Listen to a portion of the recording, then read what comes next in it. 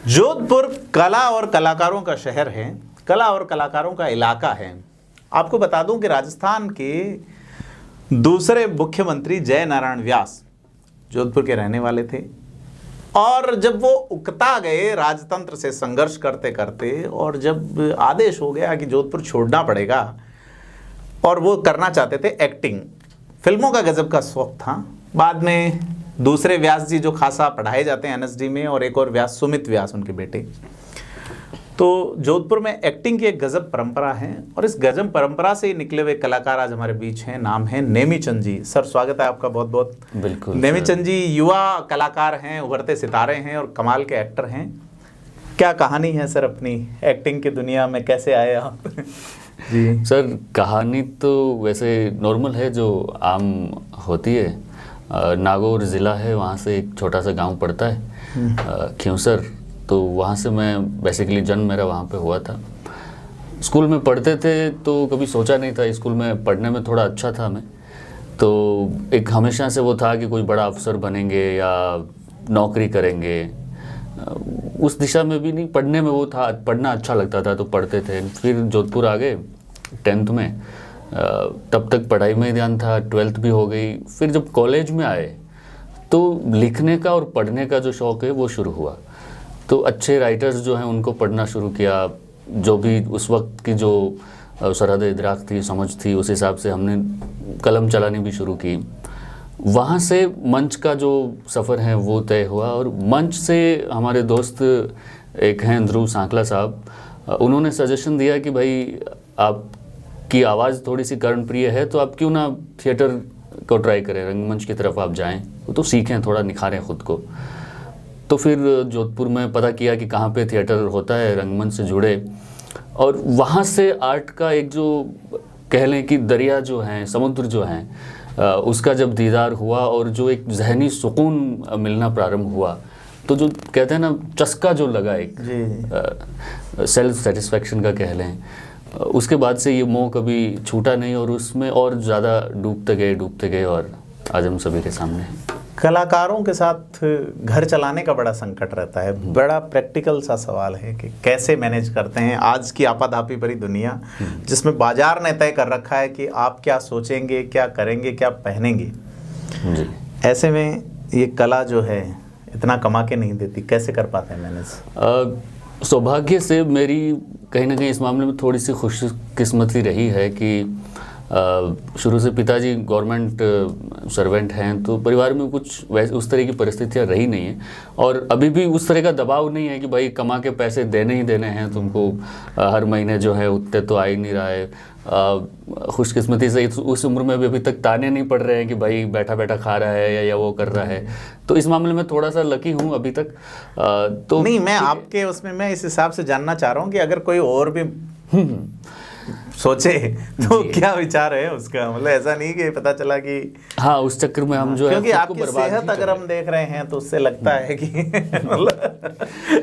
जी कलाकार के तौर पर अगर हम देखें तो आपको कहते हैं कि आर्ट पैसा तो नहीं देता, लेकिन आपको जो दूसरी जो चीज़ें हैं, इज्जत देता है, सम्मान देता है, लेकिन पैसा भी देता है। आजकल अगर हम देखें तो बहुत सारे हमारे पास जरिए हैं पैसा कमाने के, चाहे आप सोशल मीडिया को ले लें, दूसरा कुछ हो ना हो, सोशल मीडिया के ज़रिए भी आप पैसा कमा सकते हैं। और अगर आप खुद पे अगर आपने टाइम इन्वेस्ट किया है सबसे पहले, क्योंकि रिटर्न आपको तभी मिलता है जब आप इन्वेस्ट करते हैं, तो अगर आपने सीखने में समय इन्वेस्ट किया है, ख़ुद को निखारने में समय इन्वेस्ट किया है, तो कहीं ना कहीं पैसा जो है, आप अगर उस दिशा में आगे बढ़ते जाएंगे तो पैसा आपको फॉलो करेगा।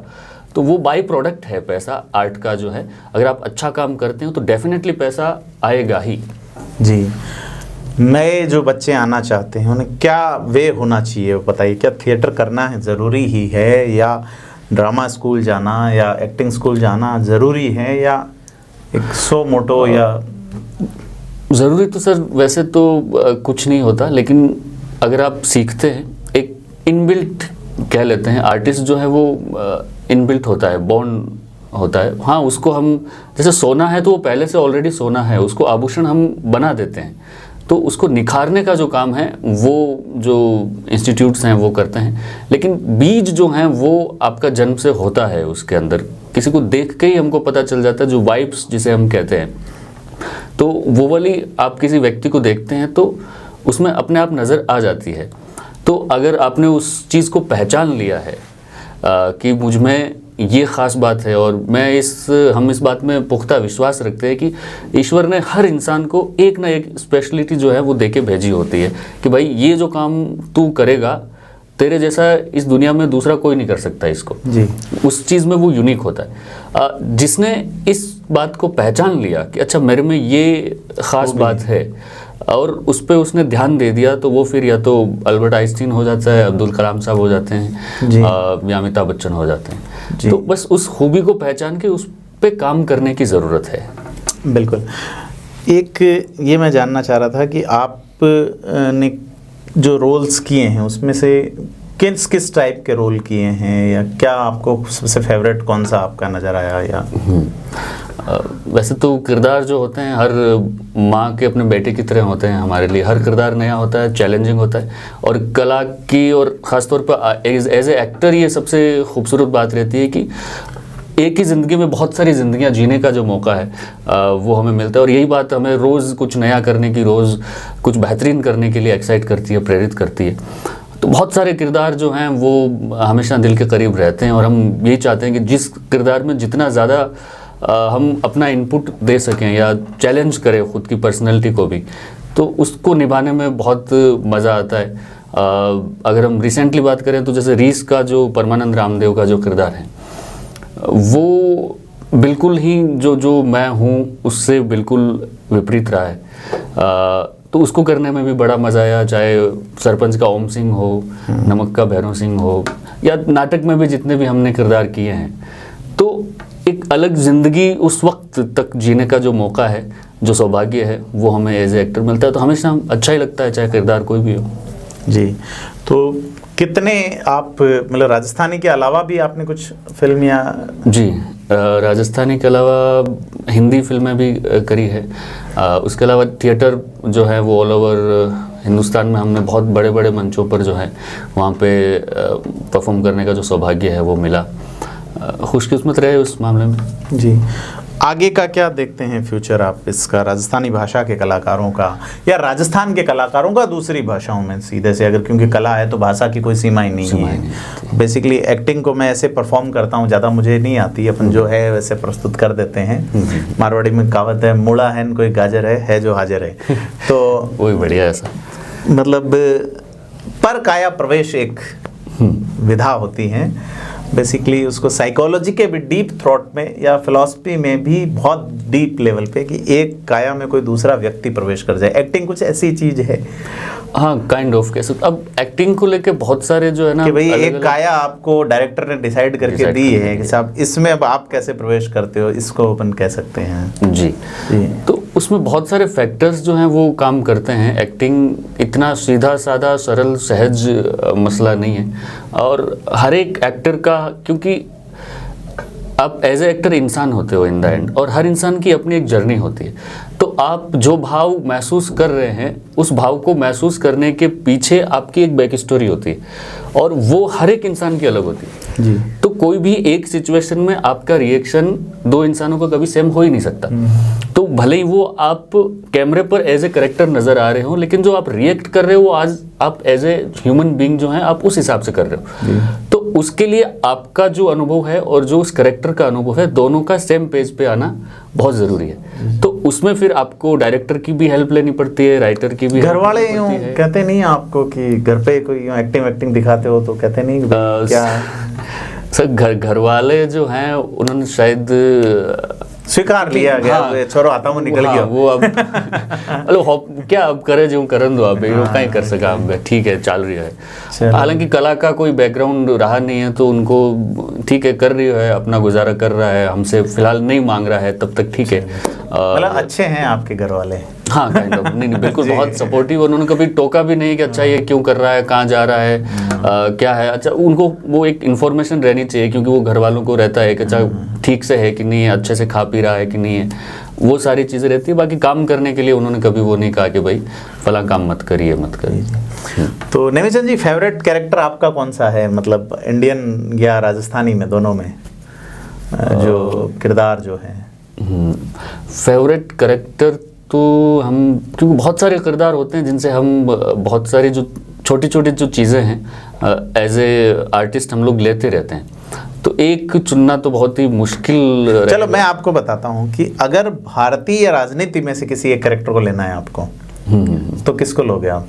भारतीय राजनीति में जो है अपने नितिन गडकरी साहब जो है जी, उनका जो उनका एक तो अपसेट अंदाज नहीं हो है, पाएगा। हाँ, नहीं, उनका जो एक अंदाज है और जो बोलने का जो तरीका है और जो बेबाकपन है जी, उसको अगर किसी करेक्टर के लिए, उन पे एक आ रही है, मूवी भी आ रही है, मूवी भी आ रही है, लेकिन उसको किसी और राजस्थान में character अगर जो है, देखें तो राजस्थान में तो करेक्टर ऐसे कोई नजर आ नहीं रहे। राजस्थान में जिनके ऊपर मूवी बन सकती है, मतलब राजनीति से थोड़ा सा वैसे हम दूर ही रहते हैं, तो इतना क्लोजली ऑब्जर्व कभी किया नहीं है उनको हमने। जी नहीं, राजस्थान को क्लोजली ऑब्जर्व राजस्थान वालों ने किया नहीं, बॉलीवुड वालों ने किया पान सिंह तोमर को, तो आप देखिए फिल्म राजस्थान के थे वो।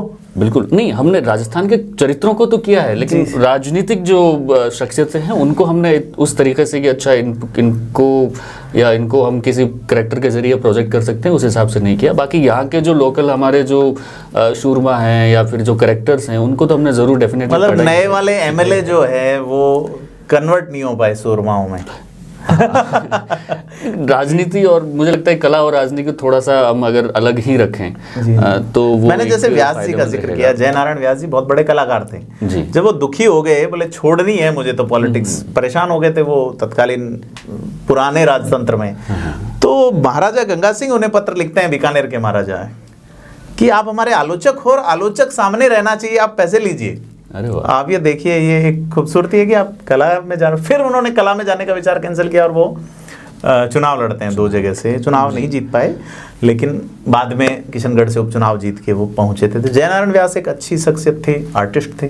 बिल्कुल। तो आर्टिस्टों ने बहुत अच्छा काम किया है, समाज के लिए भी किया है और दुनिया को बहुत अपना जो योगदान है वो दिया, और ये बहुत अच्छी नई जानकारी है हमारे लिए भी, जयनारायण व्यास साहब के लिए, कि वो एक इस तरह से उनकी वो शख्सियत रही है। तो नवीनचंद जी, हमें समय देने के लिए बहुत बहुत धन्यवाद। हम फिर आपसे रूबरू होंगे और आपकी सफलता की कामना करते हैं, और भी अधिक। वैसे आप एक सफल कलाकार हैं, Rajasthani, Hindi, OTT, web series और फिल्मों में काम करते हैं, और आपसे अपील है कि थिंक 360 को सब्सक्राइब जरूर करें और वीडियो को लाइक, शेयर, कमेंट जरूर करें। धन्यवाद।